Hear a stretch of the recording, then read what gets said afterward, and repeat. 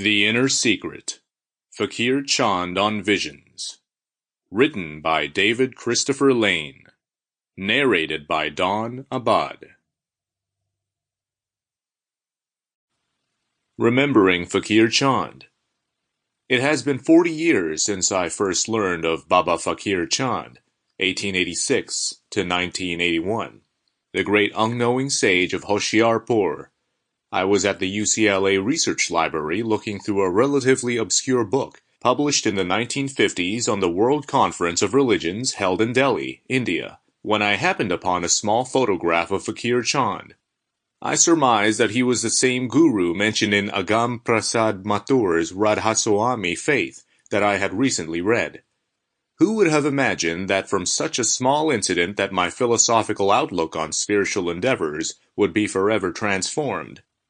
I then corresponded with Faqir Chand for the next 6 months until I finally met him in July of 1978 at his ashram in India in the foothills of the Himalayan mountains.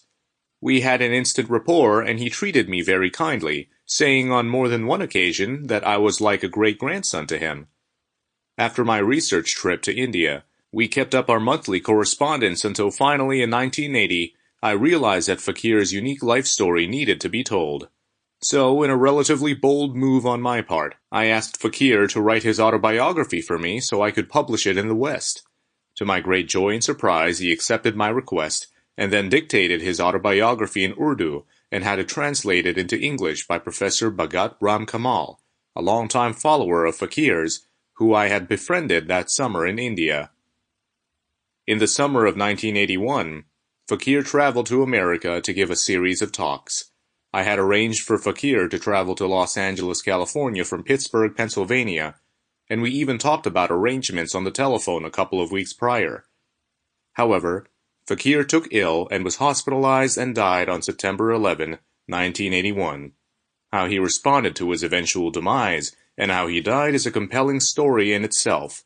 His main successor, Dr. I.C. Sharma, has written about it in his Hindi biography of Faqir. It tells of Faqir's remarkable honesty, even at the last moments of his life. Hopefully, one day, the full story can be conveyed in English. During Faqir Chand's lifetime, I had sent him our manuscript version of his autobiography, which he approved. He also had his secretary, Dr. K.L. Jowra, write a beautiful foreword to the text. Faqir's life story was published under the title, The Unknowing Sage, and has gone through several editions. It is also available in audio format as well. I have long considered Faqir's life and work to be of elemental importance to anyone interested in neuroscience and spirituality.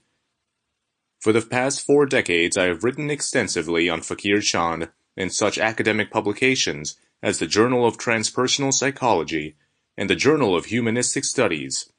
We have also published a series of small books on his philosophy. A large number of articles on Faqir have been published on Integral World in Europe. I am happy to say that Faqir Chand is better known today in the West than he was even when alive. There is no doubt in my mind that Faqir Chand is one of the most important Shabbat yoga masters in history, and that his frank confessions of unknowingness are of vital importance for those interested in religion and spiritual masters. Faqir reveals what other gurus will not. Here in the MSAC Philosophy Group at Mount San Antonio College, it is our wish to republish almost all of Faqir Chand's books and pamphlets in English and give them a wider audience. This book, The Secret of Inner Visions, contains judicious selections from Faqir's small book, The Essence of Truth. Since the latter book contains more or less verbatim transcriptions from several of Faqir Chand's satsangs, readers should be aware of its more vernacular and informal tone. Nevertheless, a close reading of Faqir Chand's radical thinking will undoubtedly have a liberating impact on the reader since he doesn't mince words. One of the most refreshing aspects of Faqir's philosophy is that he readily admits that he doesn't ultimately know anything, similar to his Greek counterpart Socrates and the Chinese poet Lao Tzu, and that he is most open to being wrong. In all my many travels to India and my interviews with scores of Shabbat yoga teachers, I have never met a more honest and forthcoming spiritual teacher than Faqir Chand. He is perhaps the most straightforward guru in history. In the early 1980s, I coined the term the Chandian Effect, which describes in a nutshell what Faqir realized about inner visions and other miraculous incidents. Whenever a person has a spiritual vision of a holy man or woman, they invariably believe that such an apparition is real and manifests of its own accord. But according to Faqir Chand's realization, none of these visions are objectively real, since they arise, even if unconsciously, from one's own mind, and that the personage one beholds is ignorant about such a manifestation. In essence, the disciple is merely projecting what he or she desires, but mistakenly attributes such mystical happenings as being apart from one's own self. O man, your real helper is your own self and your own faith.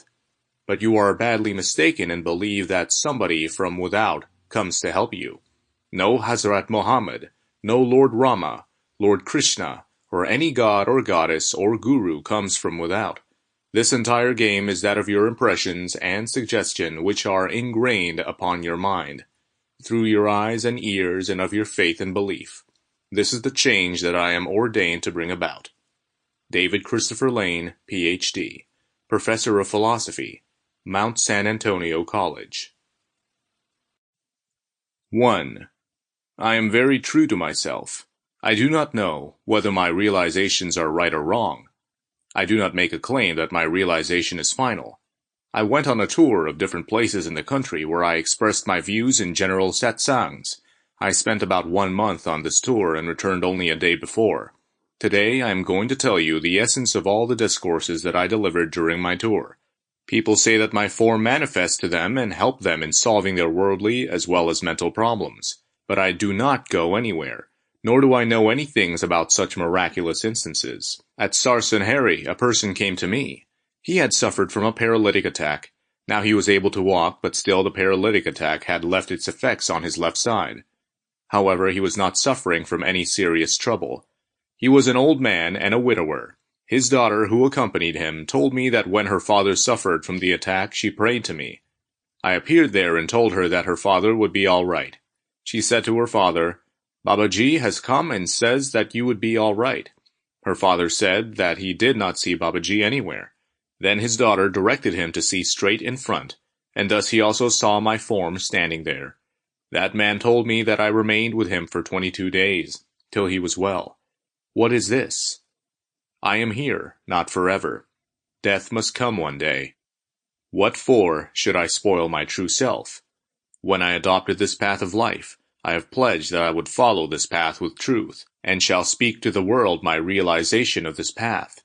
The writings did not reveal the truth to me. Denunciations of my forefathers in the writings of the saints pained me, but I had a firm faith in His Holiness Hazur Datta Dayal Ji Maharaj. His Holiness had directed me, "Faqir, change the mode of preaching before abounding this mortal frame."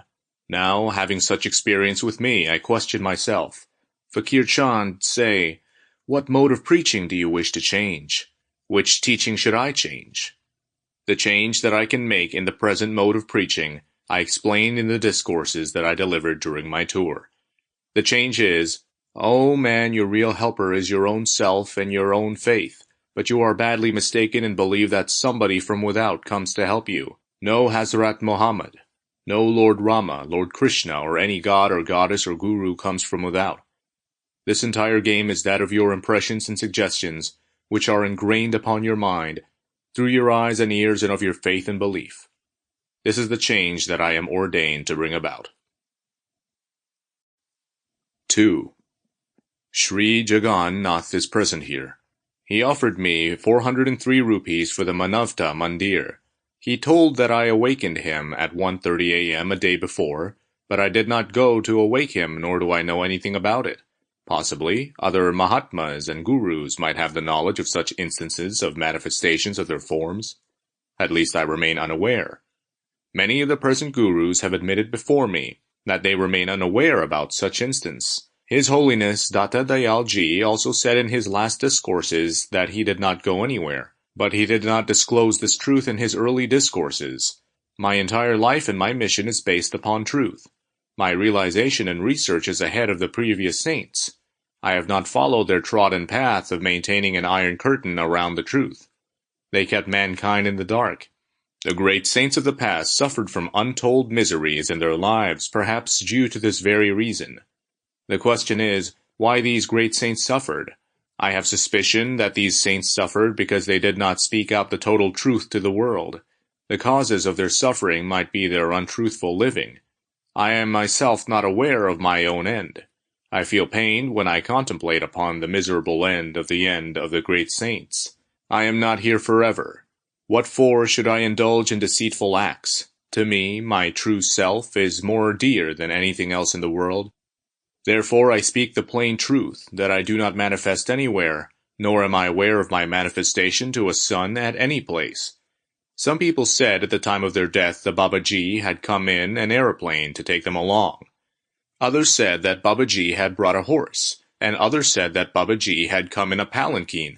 But I do not know anything about such instances. I simply wonder when people narrate to me such instances of their near and dear ones. I fearlessly proclaim and appeal to the present gurus of the religious world that either they should contradict what I say, or they should speak out the truth that they too do not manifest themselves to their respective devotees. If they too are sailing in the same boat in which I sail, then why do they keep their poor devotees in the dark and exploit them? In obedience to the dictates of His Holiness Hazur Datta Dayal Ji, wherever I went during this tour, I said, O man, be pure in your deed and be pure in your conscience. When these great saints, who spent their lives in meditation, could not save themselves from the fruit of their deeds, then how can you householders be an exception? You cherish enmity against your brothers for selfish gains, you oppose and fight against your parents, and you do not hesitate in deceiving your friends. You yourself decide, how would you save yourself? You study your own life and examine what you do. We pray for the deaths of our own real brother, so that we may inherit his property as well. We indulge in litigation against our parents, brothers and sisters, for more and more property. Wives go to the court of law against their husbands and husbands against their wives. How can such people aspire for higher values of life and live happily? 3. The change in the mode of preaching that I was desired to bring about by His Holiness is this: O man, no form without manifests within you. No Rama, no Krishna, no god or goddess, and no guru ever comes from without to his or her devotee. It is a fact that telepathy does help a practitioner to know something about another man, but it does not mean that practitioner manifests in person to a particular man to know about him. Nowadays, this phenomena of manifestations is the main cause of religious exploitation of the ignorant devotees. This is the root of communal rivalries. Recently, in Benares, it led to communal riots between Hindus and Muslims. Benares remained under curfew for a week. Why? Because both Hindus and Muslims are ignorant of the truth. In this age of machine, saints incarnate to reveal the truth, but unfortunately, whatever the great saints like Guru Nanak, Kabir and Radha Swami Dayal have said, their devotees do not adopt it in their lives. Their sayings and teachings are used as tools for gaining personal name, fame, and wealth by the present gurus and preachers. Ignorant masses are advised to get initiated, for they shall be led to heavens by their guru after their death. Had many of the present gurus not confessed to me that they too remain unaware about their manifestation, I would have thought that I am in the wrong. Hazur Baba Sawan Singh Ji, Hazur Baba Charan Singh Ji, present guru of the Bees Center, late Bhai Nandu Singh Ji of Nizamabad, Sri Anand Rao Ji of Secundrabad, and Sant Tara Chand Ji, all have admitted that they too do not manifest themselves to their respective disciples. Of late, another guru known as Shehan Shah, who works as successor to Sant Kirpal Singh Ji in the western countries, met me in the train at Sonipat railway station. He is a friend of Pir Mughan Sahib. He also admitted that his form also manifests to his devotees, but he does not know anything about his manifestations. Unfortunately, none of them speaks out the truth on the platform. 4. I tell you an incident of my own life. My daughter Prem Pyari was married for some years, but she had no child. Once my daughter and her husband went to Ferozepur in connection with a marriage in the family of Pandit Wali Ram. My daughter came to me and complained that her mother-in-law and other members of the family taunt her and trouble her for being childless even after 5 years of married life. I consoled her, saying, "Daughter, you are born to a fakir. Why bother about children and suffer pains? What is the surety of life? Why should you have a desire for children? Do not listen to others and remain busy with your own work." She went away, and after about 10 minutes, Shri Desraj, my son-in-law, came, and he also complained about the necessity of a child. I promptly said, "Why you worry about? You shall have many children." This thought never stuck to my mind, that why I have made 2 different statements to my daughter and son-in-law on the same subject, neither could I ever think that my daughter would die. As preordained, my daughter died after 1.5 years. My son-in-law went in for a second marriage, and now he is a father of many children. What I wish to convey by narrating this incident is that a saint speaks or tells only that which is destined to happen. No saint can cancel the result of your deeds. What is allotted cannot be blotted. You are sadly mistaken. The punishment for his or her deeds can be minimized by those who understand this and then act upon what a saint says. Simple initiation into a particular religious sect would not serve your purpose. It would not save you from the result of your bad deeds. This is the plain truth that I am explaining to you. If you like, you may come and listen to me. If you don't, you may not. You may give any donation to the mandir or not. You may read any book of mine or not. At least I do not want to spoil myself. 5. During this tour, I also visited the ashram of Sant Faqir Chand ji at Dinod in Haryana state. About 10 years ago, he had come to me at Delhi. He had thought that if Baba were a saint, he would give me his left-out food. He came and sat among others. He had no distinct clothing, nor I ever knew him. In the meantime, a cup of tea came for me. I took about 2 or 3 sips and then handed over the cup to Sri Tara Chand, saying, "Get to work. You shall be well known in the world." What was this? I did not say anything intentionally to Tara Chand. It was destined to happen. Now I went to his ashram, which is double of our Manavta Mandir. There are very big halls. There are provisions to serve food to at least 1,000 people in stainless steel utensils. Tara Chand thinks that this is all the fruit of my blessings. Now I think that whatever was said by me to Sant Tara Chand, it was predestined for him. If my blessing can help in establishing bigger centers than my own, then why should not I give the same blessing to all who come to me? It is the law of thought radiation that works. When he came, his thought radiations touched my mind, and I involuntarily said what was due to happen. On the basis of such experiences, I say that no saint can give you anything. A saint speaks out only that which is to happen. This is what I have understood. I do not know anything about others. I may be wrong. I do not make any high claims. If a saint can give you anything at all, it is the true knowledge of going beyond the ocean of existence. He can tell you the art of living a happy and contented life. That is all a saint can do. This is what I have realized after a long search. 6. Different people from different walks of life come to me for blessing. Sometimes I say something, and sometimes I do not say anything. Some time back, a man from Hyderabad sent a draft of 10,000 rupees to the mandir, with a condition that he should recover from his illness. I did not accept that draft for the mandir, but deposited it in the name of the sender and wrote to him that life and death was not in my hands. Your life depends upon your own deeds. If you wish to donate this amount without any condition, only then your money will be used in the mandir, otherwise your money would be returned to you. My inner self did not accept that donation. Thus I did not allow that draft to be credited to the mandir account. I did not receive any news from that man for about 1.5 months. Now I have received a letter from his wife that her husband is dead, and that the money her husband had sent to the mandir may be returned to her. I returned that amount to her. Now the question is, why did I not write to tell to that man that he shall recover from his illness? To others who come for such blessings I do say so. Why to that man I hesitated? What is to happen must happen. I am free from all worldly attachments, and I have no dual personality. I have no ruse of any type within me. Therefore coming events cast their shadow on my mind, and thus I speak involuntarily according to the forthcoming events. I do not say anything voluntarily, nor do I say anything intentionally. But the truth is very wrongly interpreted to us. Very attractive methods are adopted for propaganda to get more and more followers. 7. What I said in my Delhi satsang is that the greatest charity lies in giving foodstuffs to the needy. You are a young man with a young wife. You procreate only one child and then take a pledge not to procreate any other child, with this aim that you wish to give away in charity the foodstuffs saved from your would-be children. Do you think that there can be any bigger charity or yagya than this act of yours?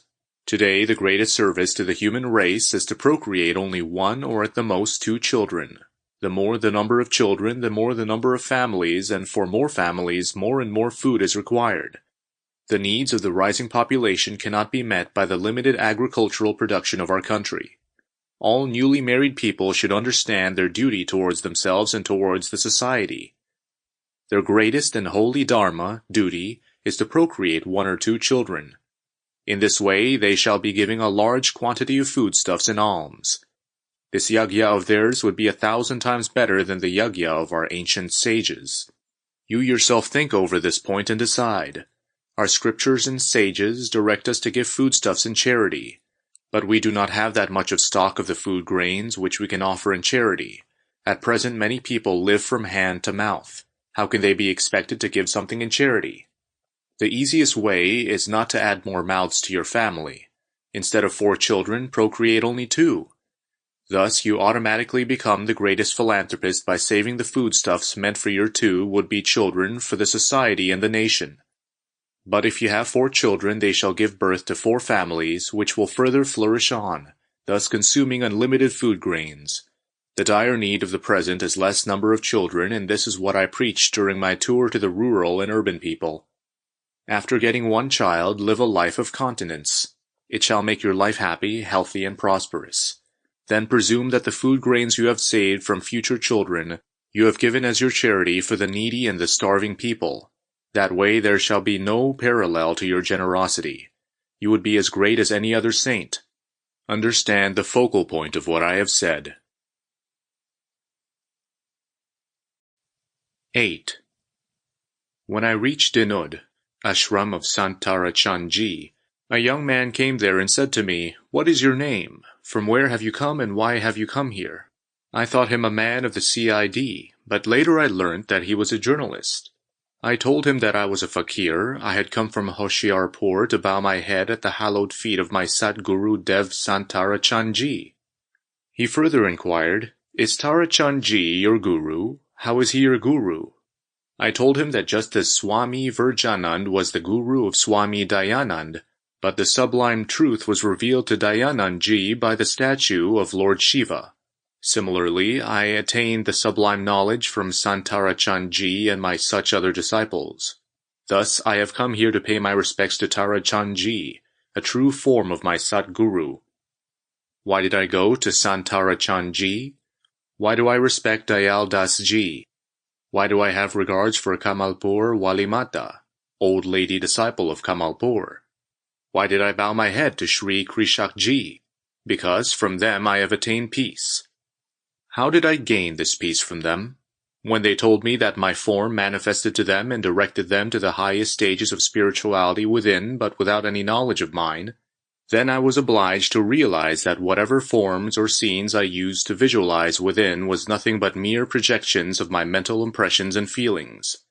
All those inner scenes, colors, and forms that I used to visualize and enjoy proved a mere fancy and illusion. Thus I attained peace. I attained the true knowledge of dwelling in my own self. At Denud, people offered me about 1,000 rupees which I handed over to Sant Tara Chand ji. I had no right to accept that amount from the poor people, though I accepted an amount of 1,600 rupees from Sri Tara Chand. Sant Tara Chand told me that I had helped him in reaping his crop of grams. Other people also narrate such instances, but I do not go anywhere. I did not initiate them, but they believe that I am their guru. Their belief in me has helped me to realize the truth. What truth? The truth is that all these manifestations of Guru, God, Goddess, Rama or Krishna are not a reality, but an illusion. I am convinced of this truth. With this realization I have attained peace. The root cause of disquietude is mind. Once its real form is recognized, you attain peace. I have recognized the real form of my mind. Saint Kabir writes, "Disciple bows to the Guru, it's no to all. Guru bows to the disciple is very rare." This is the secret of Sant Mat which was kept intact behind the iron curtain of Gurudom. I have removed this curtain. His Holiness Swami Ji Maharaj revealed this secret through symbols. Once, one disciple said to Swami Ji, "Rai Saligram Sahib is your great devotee and true disciple." His Holiness replied, "Who knows whether Saligram is my guru or I am his?" Similarly, Hazur Datta Dayal Ji Maharaj used to say about me. Whenever I visited His Holiness at Lahore, he used to say in his discourses, "This Faqir has come to enlighten me and to lead me beyond the phantasmagoria." This secret has caused a great harm to mankind. We householders have been befooled by the so-called gurus. Our hard earning have been taken away by them, and even then they expect that we should remain in their very circle, ever bowing to their feet. Many people come and prostrate before me as well. Why? Because they are not aware of the truth. They are ignorant of the secret, I often say, that I have come from the Anamidam, the nameless abode, to tell that, O man, know thyself by thyself. There is no difference between you and a guru, but you are ignorant and you are very much governed by your mind. You ran after the gurus and sadhus for the fulfillment of your worldly desires. You make humble entreaties to the gurus. When these gurus themselves have disobedient and characterless children, and when they themselves do not have good relations with their wives, how do you think that they will do any good to you? Therefore, I again emphasize my point. O man, your good lies in your own deeds. A true guru simply reveals you the secret or the truth. The truth is that this world is a field of the deeds. Whatever deeds you or I have done, we must face their result. No power on earth can protect us. This is the truth. 9. Sometimes I think that whatever I have understood so far may be wrong. But I do not repent because my conscience is very clear. I have never said or done anything for any selfish motive. I never throw dust in your eyes to get name or fame for this short life. This is also a fact that I need money for Manavta Mandir, but I never wish to adopt fraudulent methods for the collection of money. If anybody wishes to help the Mandir happily, he may, but if one does not want then one may not. I care not for the position of a preceptor. I have fear, and my life trembles at the thought of the harvest of bad deeds, for we all must reap the harvests of our deeds. If you live upon the hard earnings of others, you deceive others, and you indulge in acts of fraud for your selfish motives. Then where would you go? Who would save you, when great saints themselves could not remain safe? O my preceptor, I do not know whether I am right or wrong.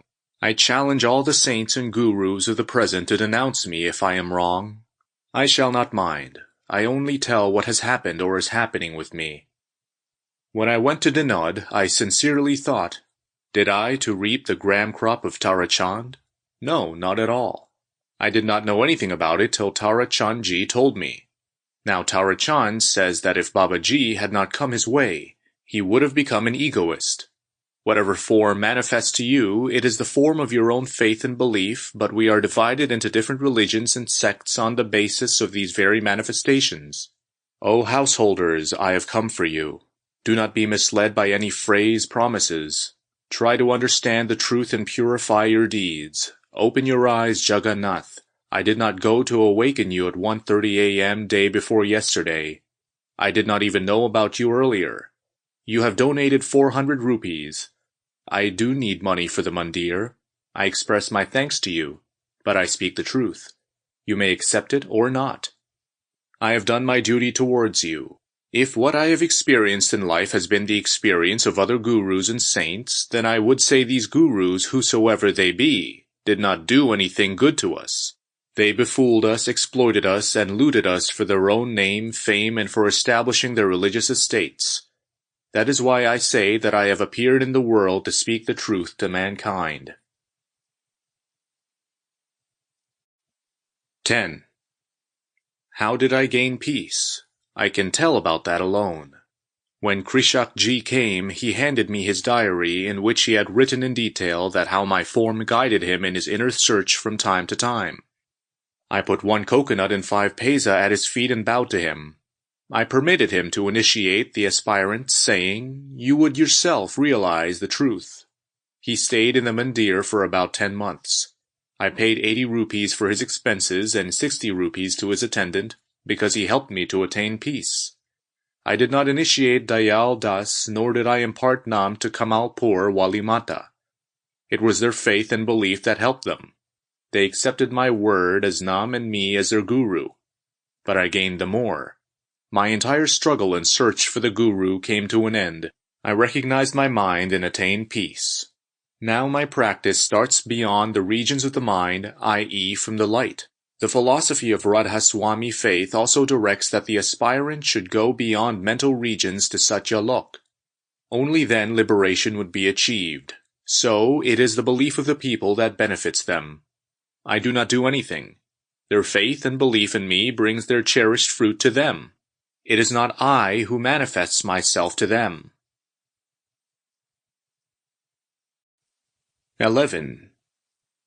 To give love and affection to others means to have faith in them, to believe them. I too have benefited from this.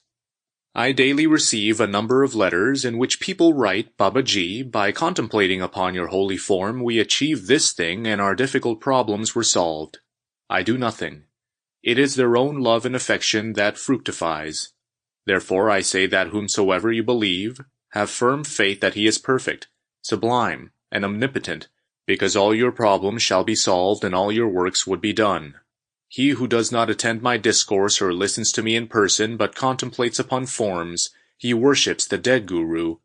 In the philosophy of Radhaswami there is the importance of living guru and his worship alone. You do not understand the true meaning of guru's worship.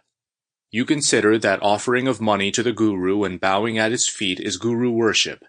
These are worldly customs and norms of our civilization. The real guru bhakti is being done by you now. Those who simply contemplate upon the form of the guru, they worship their own mind because inner visions are the creations of your own mind, and nothing comes from without. This is what I have understood. I know that I am speaking of things at a very high level, but I am helpless. Old men do not talk like small children. I am obliged to speak about that condition alone in which I dwell. People come to me. I speak to them with a very clean heart and sincere conscience. It is possible that I may be wrong, and those who think that I am wrong should not come to me. I cannot speak anything but the truth. I have known the miserable end of the gurus and the saints. I feel afraid. I do not know how I shall die.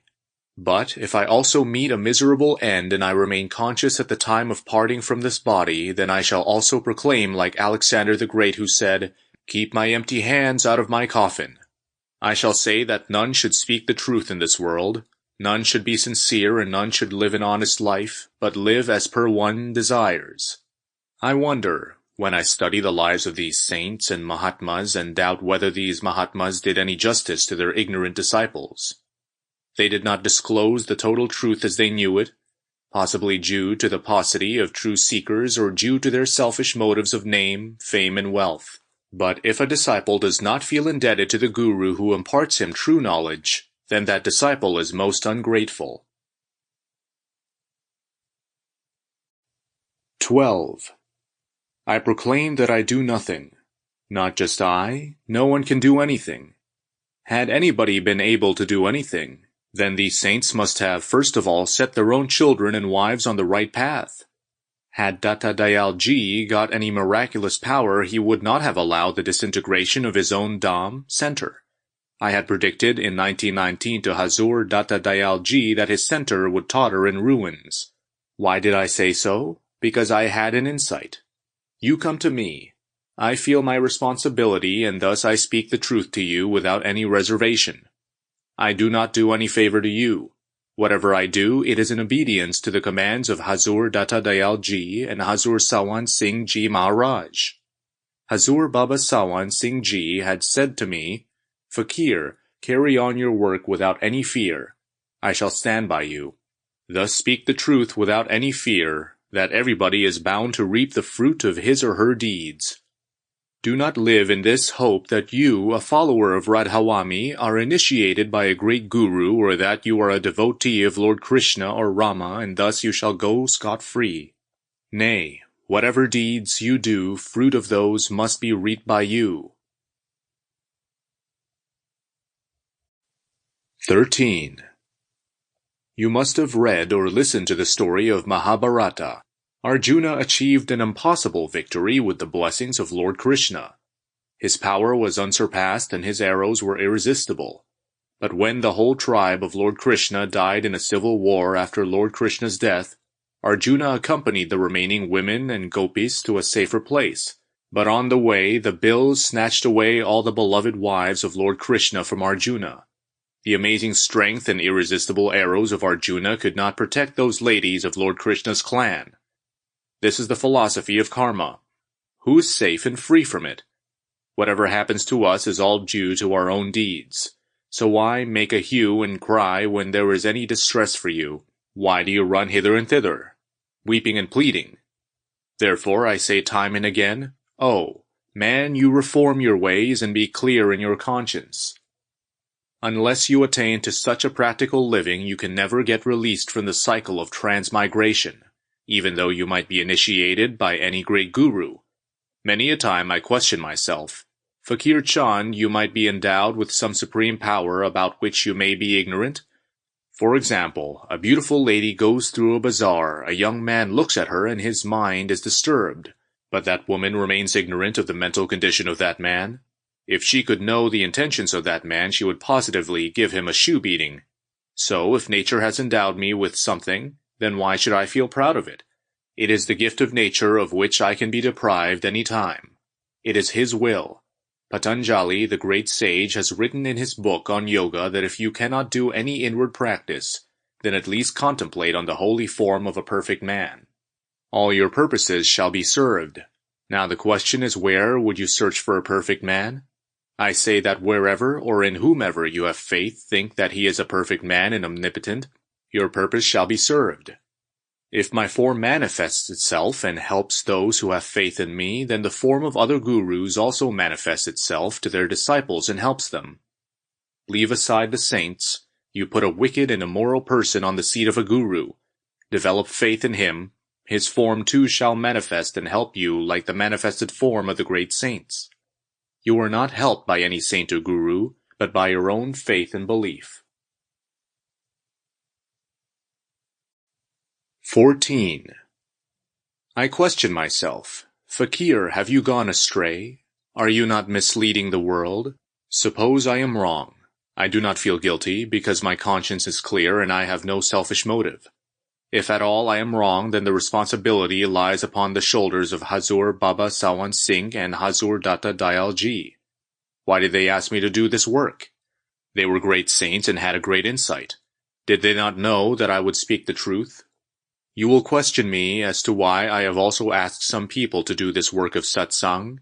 I have given this work to them so that they may realize the truth and their doubts and whims may vanish. I put Kamalpur Wali Mai as the guru of women. Now her form manifests itself to many women, and she says that she does not know anything about the manifestation of her form. From such instances, if she realizes the truth, she will attain peace. Similarly, I asked Dayal Das to work for his own realization and not for exploiting the innocent people and for deceiving the poor disciples. People come to me with high hopes. I ask myself, why have you woven a spider's web? What good can you do to them? The fact is that no one is ready to receive the knowledge that I wish to impart. I wish to show you that path by following which you can attain liberation from the cycle of transmigration. But you do not feel its necessity. You do not recognize its value. You come to me for solutions of your various social and worldly problems. Someone is unhappy with his wife, some other person is unhappy due to children. Some come for blessings to get a son. Some others come for the fulfillment of other worldly desires. Do you ever think about the reality of this world? Our existence in this world is not eternal. We are bound to leave this world, our beloved belongings and our kith and kin. Then why to clamor and weep for them? You will surely get your due. Live happily and peacefully. 15. You might have lived a life of austerities. You might have followed a path of Surashabad Yoga. You might be known as a great guru. But if your casual existence remains weighty due to worldly desires, you shall not merge with the Supreme Being. You shall have a birth, you shall have another birth. No power shall be able to help you or take you away from the gravitation. This is what Hazur Baba Sawan Singh Ji used to say. Those who have love with Haridwar shall be born as fishes of Haridwar after death. I ask, will not those who have love for Bias be born at Bias, those who have love for Agra be born at Agra, and those who have attachment with Hoshiarpur or with my body be born at Hoshiarpur? His Holiness Rai Saligram Sahib, the propounder of Radhaswami faith, has very clearly written in Prem Bani that at the time of death man views the film of his life in which he also sees his preceptor. Such a man does not merge in the Supreme Being, but his subtle body remains in the upper regions, where he would continue to have satsang. And when some perfect saint of the time shall come to this world, that man shall also have his birth in order to complete his remaining journey to the sublime under the perfect guidance of the Satguru of that time. Those who believe that simple initiation is sufficient and that Satguru himself would lead him to Satlok are victims of a total fraud and a big lie. I have told you about the experiments made by scientists and about the sayings of Hazur Baba Sawan Singh Ji and Hazur Rai Saligram Sahib Ji. 16. Now I tell you about the research of Sanatan Dharma in this field of attaining salvation. In Sanatan Dharma, man's life is divided into 4 equal parts of 25 years each, i.e., first 25 years of the life of celibacy, second 25 years of married life, third 25 years of vanaprastha, when man was supposed to live in home but without enjoying any marital relations, and fourth when man was supposed to live a life of an ascetic.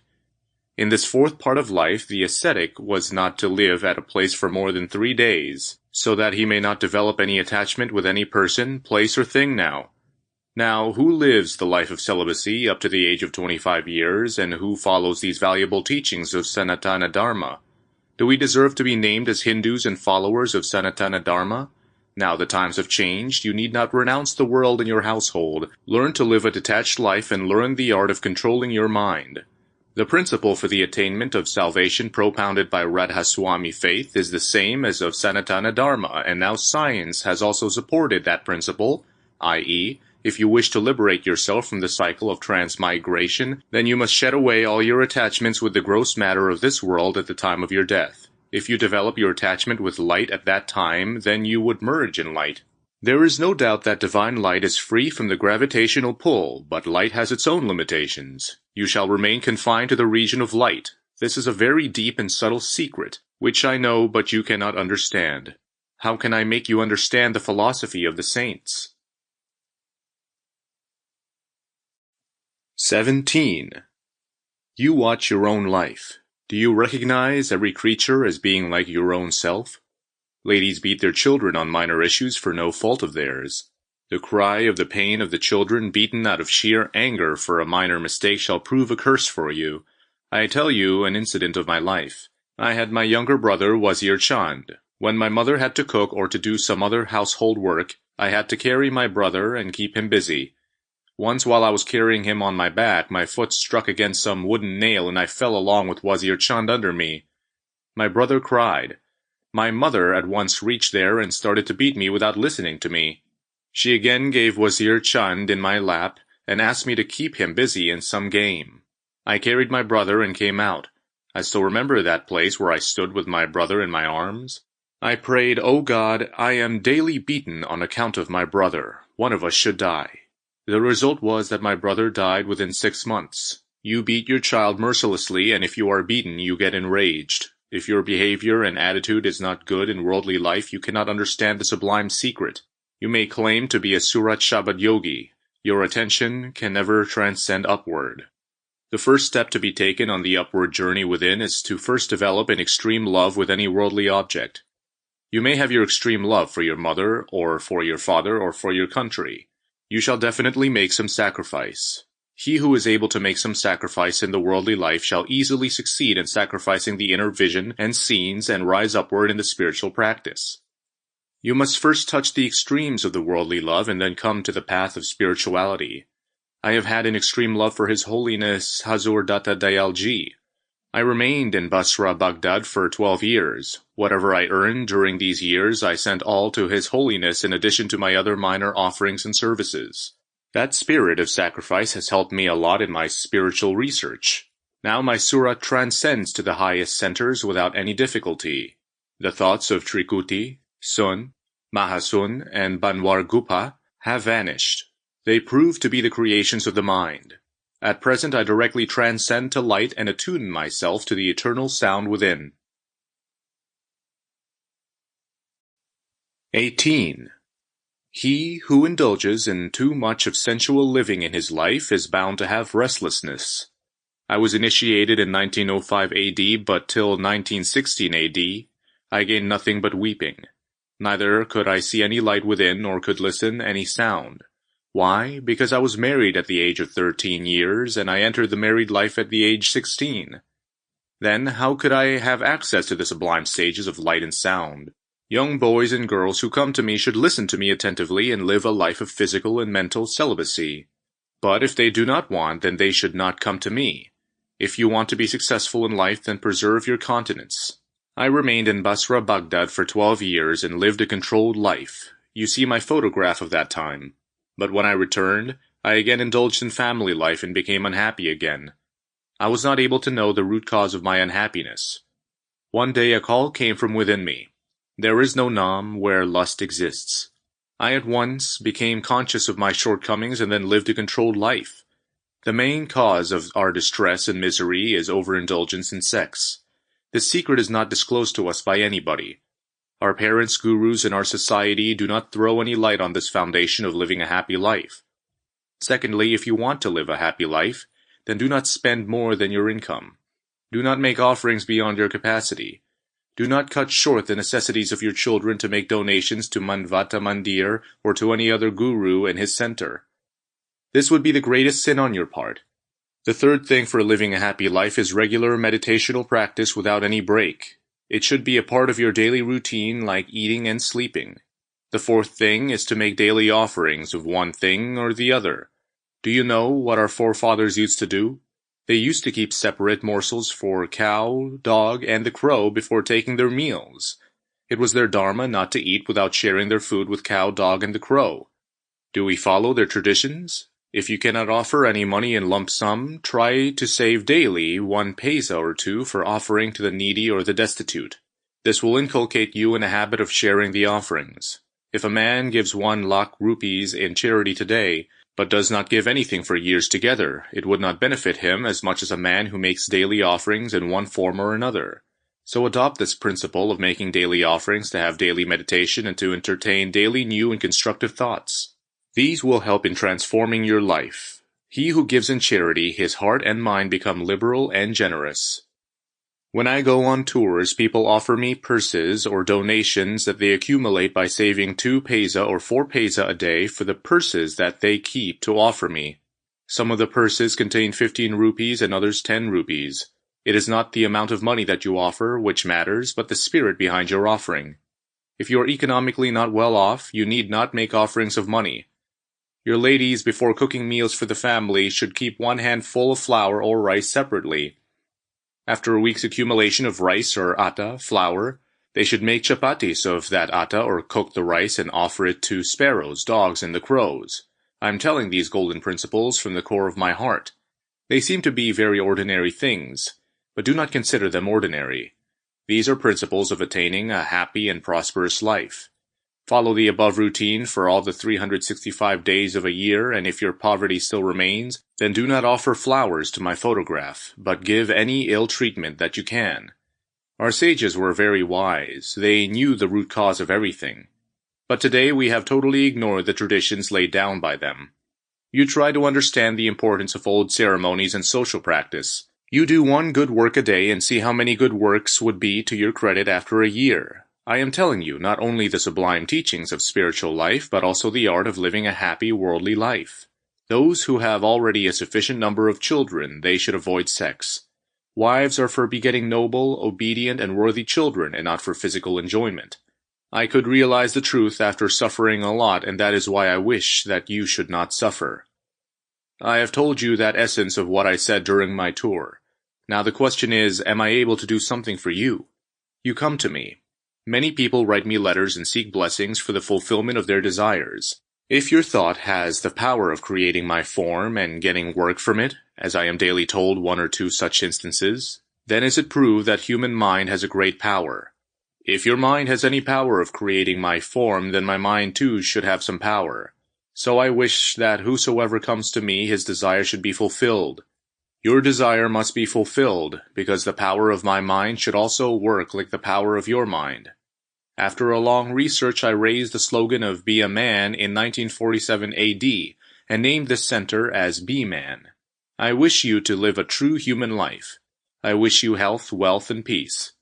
Radhaswami to all. The Hierarchical Structure of Religious Visions. David Christopher Lane, Del Mar, California. I do not know whether my realizations are right or wrong. I do not make any claim that my realization is final. People say that my form manifests to them and helps them in solving their worldly as well as mental problems, but I do not go anywhere, nor do I know anything about such miraculous instances. My guru had directed me. Faqir, change the mode of preaching before abandoning this mortal frame. Now, after such experiences, I question myself. Faqir Chand, what mode of preaching do you wish to change? Which teaching should I alter? The change that I can make in the present mode of preaching is, O man, your real helper is your own self and your own faith, but you are badly mistaken and believe that somebody from without comes to help you. No Hazrat Muhammad, no Lord Rama, Lord Krishna, or any other god, goddess, or guru comes from without. This entire game is that of your impressions and suggestions which are ingrained upon your mind through your eyes and ears and of your faith and belief. This is the change that I am ordained to bring about. Baba Faqir Chand, 1976. The Unknowing Hierophany. In the summer of 1978, I visited Faqir Chand at his ashram, Manavta Mandir, in North India. At that time, I had several personal interviews with the sage, Kamal 1978. It became exceedingly apparent to myself and Professor Mark Juergensmeyer, who visited with the sage in late August of 1978, that Faqir was something of an anomaly amongst Indian gurus, see Kamal 1978. For although the then 92-year-old saint had a rather large and devoted following, estimated to be in the tens of thousands, he absolutely disclaimed himself of any miracles attributed to his spiritual work, saying quite frankly that they were products of either the devotee's karma or intense faith. Indeed, it was this very insight which allegedly led Faqir to his own enlightenment. When Faqir Chand began to initiate disciples into Surat Shabad Yoga, the union of the attention with the inner spiritual sound, at the request of his master, Maharishi Shiv Bratlal, who was famous for his numerous spiritual writings in Urdu, a most curious thing happened. His devotees began reporting that Faqir's radiant form appeared inside their meditations. Others related miracles that were caused by Faqir's prasad, blessed food, letters, or advice. However, all during this time Faqir claims that he had absolutely no knowledge or awareness of his form appearing to distant provinces or performing miracles to the sick and dying. As Faqir himself wrote, people say that my form manifests to them and helps them in solving their worldly as well as mental problems, but do not go anywhere, nor do I know anything about such miraculous instances. Chand, no date 1976. It was at this point when Faqir asked himself, what about the visions that appear to me?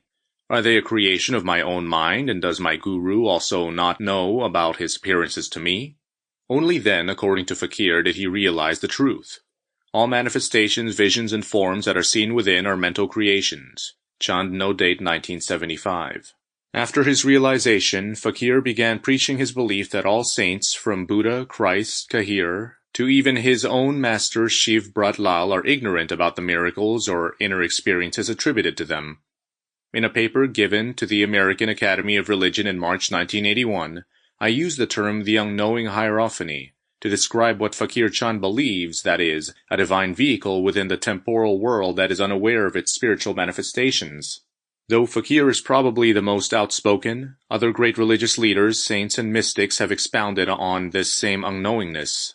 However, it is not seen by most, especially by devotees, as an explanation of their subservience to the great mystery, but rather as a statement designed to exhibit a saint's humility or as a tacit attempt for concealing his real mission and purpose. Jesus, for instance, is reported in the Gospel of Mark as asking the crowd that was following him, "Who touched me?" After this, a woman who had suffered from a flow of blood for 12 years came up to Jesus and told him about her plan for a divine cure. By a brief touch, a miracle happened, and she was cured from hemorrhaging. At this, Jesus said, "Daughter, your faith has made you well." See Ninahem, 1976.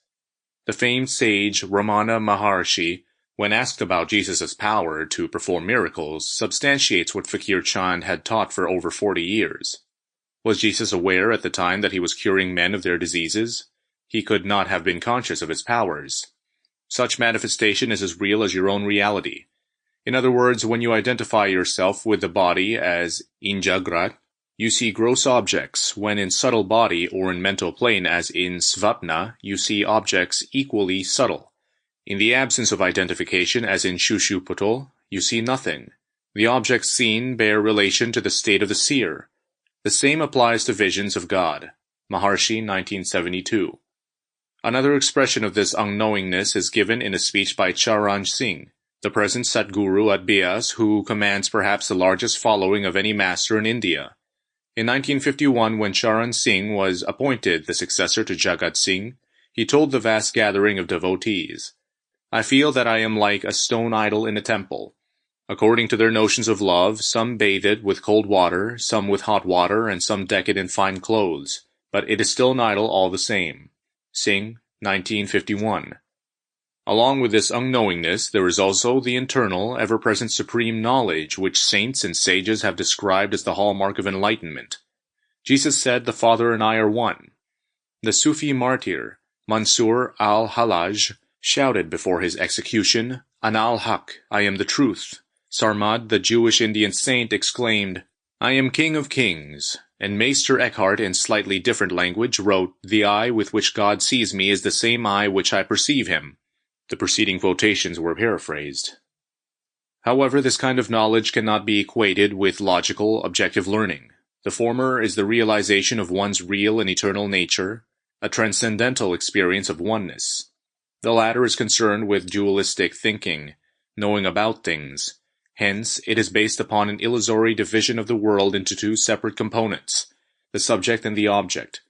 Hence, when saints talk about the ultimate knowledge, they are referring to the ground of being, that which is the condition of all subsequent conditions. Wilbur, 1981. Consequently, an enlightened master may not know anything about academic subjects such as quantum mechanics, anthropology, or critical history. The manifestation of a Tibetan monk. A crucial question arises at this junction, however, with regard to spiritual manifestations. If Christ, Kabir, and Faqir Chand were not aware of how their miraculous powers manifested, does it then hold that all such visions, etc., are individual creations determined by the faith and concentration of zealous devotees? At first glance, the answer would appear to be yes, because many internal visions are not of factual and historical human entities, but of amalgamated characters, mythic beings, and fictional heroines, some whose life stories may be entirely based upon the writer's own creative mind. One such instance concerns a Tibetan monk who is allegedly over 500 years old. See Lane, 1983, and resides in a remote hut in the Himalayas. The author has had personal correspondence over several years with members of an esoteric contemporary religious organization who profess to have extraordinary visions of this Tibetan monk, describing in detail his appearance and peculiar dress. However, documentary research, Lane, 1983, has shown that the founder of this organization appears to have created the Tibetan, basing the monk's life story on the biographies of Kirpal Singh, Sawan Singh, Shiv Dayal Singh, Kabir, and several other real-life gurus. What all this presents is a devastating problem in the study of religious visions. If there is no functional necessity to distinguish between a vision of a genuine historical personage and a fictional guru, does it really matter then if one has a vision of Christ, a blue Krishna, a living saint, or the local minister? Indeed, are all religious visions qualitatively the same? Wilber's Transpersonal Structuralism. The Education of Religious Visions. According to Ken Wilber, 1980, 1981, 1983, A transpersonal theorist, there is a qualitative difference between religious visions precisely because not all spiritual manifestations occur on the same structural level. For instance, if one sees an image of Jesus in a dream while asleep, it would probably be qualitatively different from one seen with eyes open while awake. The difference here is not so much one of content as it is of context. Since there are several levels of consciousness creating several contextual layers, the first step in any critical examination of religious visions, Wilber contends, is to perform a hierarchical structural analysis so as to determine on which level a particular manifestation is taking place. Wilber, 1983, drawing from his study of the perennial philosophy, the term was first coined by Leibniz, see Huxley, 1970, postulates a dynamic spiritual cartography in which the various stages of consciousness are mapped out. Such a schema, he argues, allows for a much-needed adjudication for the variety of religious expressions by assigning them a place in the hierarchy. Elaborates Wilber, 1983, the hierarchical nature of this spectrum will give us a critical normative sociology of religion, one that is capable of structurally analyzing various religious expressions, assigning them a spot in the hierarchy, consequently adjudicating their degree of authenticity, and accordingly pronouncing that, in terms of an overall critical sociological theory, this or that religious engagement is higher than this or that other religious engagement, precisely as we now say, for example, a stage 6 moral response is higher than a stage S response. Wilber's developmental hierarchy begins at the lowest stage of man's evolution, what he terms the archaic stage, and culminates at the zenith of human attainments, the asymptotic limit of Brahman or Godhead stage, 10. These stages may also be classified under three main categories: subconscious/prepersonal, stages 1 to 5, self-conscious/personal, stage 6, and superconscious/transpersonal, stages 7 to 10. Following Wilber's schema, religious visions, by definition and implication, are non-rational occurrences taking place on either the subconscious/prepersonal level or the superconscious/transpersonal level. It is important to note here, however, that just because all visions as such are non-rational, does not mean that they are necessarily trans-rational. A distinction must be made between subconscious and superconscious manifestations. If this is not done, a pre/trans fallacy occurs, resulting in the confusion of infantile images with genuine spiritual apparitions. Wilber, 1980b. Many so-called religious visions, for instance, may be nothing more than vivid images which manifest quite normally while one is dreaming. Simply because an image is of a holy or revered personage does not qualify it automatically as a transpersonal manifestation. As the late Faqir Chand asserted, a saint or a guru does not consciously project his form. Rather, it is the intense faith and concentration of the devotee who creates the image within. Lane, 1982b. Therefore, the proper adjudication of spiritual visions lies not in the manifest content of the apparition, but in the context and structure wherein one beholds a sacred image. The important question concerning the authenticity of religious visions, as Wilber clearly points out, is not one of content. Structurally speaking, it matters little if one beholds the Virgin Mary, Buddha, or Krishna, but of context. That is, on which level of consciousness is the vision seen? Is it a subconscious dream image, a psychic intuition, or a genuine encounter with a subtle plane deity? It is only after such a contextual structure determination that the critical phenomenologist can then proceed to analyze the content of the vision properly, assessing its degree of legitimacy. That is, how well does the particular image integrate the perceiver within that hierarchical level? The aspects of authenticity and legitimacy are necessary in determining 1. The level of consciousness wherein the vision is occurring, and 2. The degree of validity that the particular image has for integrating one to that structural level of adaptation. Ken Wilber, in A Sociable God, explains these two important concepts in further detail. Degree of authenticity refers to the relative degree of actual transformation delivered by a given religion or worldview. This is a vertical scale. More authentic means more capable of reaching a higher level and not merely integrating the present level. Page 61. Degree of legitimacy refers to the relative degree of integration, meaning value, good mana, ease of functioning, avoidance of taboo, and so forth within any given level.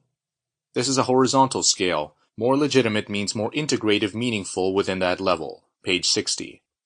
Hence, following these important distinctions made by Wilber, there can be a hierarchical structural adjudication of visions, Determining the authenticity of the religious encounter, employing Wilber's developmental cartography, is it happening on stage 3, 4, 7, or 81?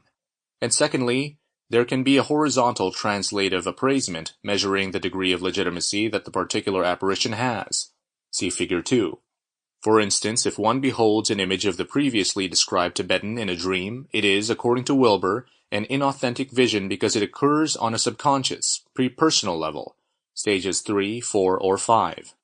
Authentic religious experiences, he argues, begin only after the rational egoic structure, i.e. the psychic stage, 7. However, such an apparition may have a significant degree of legitimacy if it helps integrate an important myth or worldview advocated by a movement. Lane, 1982a. With regard to visions of fictional heroes, saints, and masters, it is conceivable that an earnest devotee may have an authentic experience of a fabricated mystic in the psychic subtle planes. However, the authenticity of this encounter has nothing to do with the image content as such. Rather, it is the structure itself which gives numinous power to the experience. Whether or not a guru or a master is a literary invention or a historical personage matters very little in terms of authenticity. It does have an important role, though, in determining the degree of legitimacy of the encounter. Wilber, 1983, pages 60 to 64. Therefore, Faqir Chand's implication that all visions are illusions needs some qualifications. First, Faqir Chand was making his statement presumably from a 9th and 10th plane perspective, the causal transcendental stages, and from such a state all of the lower regions may be illusory in that they are subsumed by the infinite or Brahman, Lane, no date. Secondly, Faqir Chand, because he may be speaking from a transcendental point of view, could give the erroneous impression that a dream experience and a subtle plane encounter are one and the same. Actually, Faqir Chand stated in a July 1978 interview that he was aware of the distinction between dream visions and subtle plane manifestations.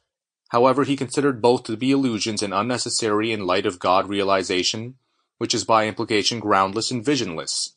See Lane, 1980. And finally, though Faqir Chand asserts that the guru is not conscious of his spiritual manifestations, this does not mean that there is no qualitative difference between such apparitions. Rather, as we have noted, there could be a developmental hierarchy involved in religious visions. Without such qualifications aside, it is nevertheless important to realize, along with Faqir Chand, that authentic visions, be they psychic, subtle, or causal, eventually give way to the transcendental reality of the Absolute, which is the source from where all life manifests itself, being visionless, groundless, without form or structure, void of center, infinite in all dimensions. Wilber, 1980. Conclusion. By understanding the hierarchical nature behind spiritual manifestations, we begin to see how our study of religious visions might be structured. First, the dimension of unknowingness, as related by Faqir Chand and illustrated elsewhere, is an essential a priori foundation. In the study of religious visions, this represents a bracketing out of causal questions, an acceptance as valid, though not reducible, though not explainable, of the phenomena as is. This serves as a vital informational stand, much like the phenomenological approach in near-death studies taken by Raymond Moody, Kenneth Ring, and Michael Sabom. However, as Fritz Stahl, exploring mysticism, and Ken Wilber, a sociable god, point out, this very position, that of phenomenological hermeneutics, can become anti-informational if allowed to stagnate. Comments Wilber, 1983. But, taken in and by itself, hermeneutics seems finally to suffer a series of unhappy limitations. Foremost among these is its radicalization of situational truth and its consequent lack of a universal or even quasi-universal critical dimension, a way to judge the actual validity, not just interpretive mesh, of a religious truth claim. Krishna may have been transcending, but was the Hopi really producing rain? How are we to differentiate the authentic from the less authentic engagements? Therefore, the study of visions, though it has to begin from a non-reductionistic posture, can move away from a purely phenomenological investigation into a critical developmental structuralism, so that the authenticity and legitimacy of the encounter can be fully explored and assessed. Hence, the examination of religious manifestations, and perhaps most religious claims, becomes both a psychologically and sociologically useful discipline in evaluating the nature of human existence.